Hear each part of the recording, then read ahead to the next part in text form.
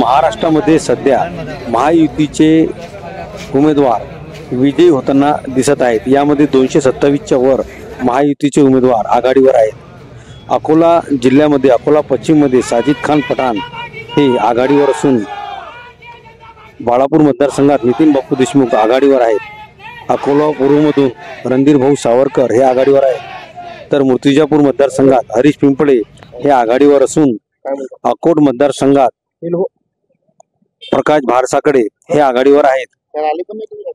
सध्या मतमोजणी सुरू असून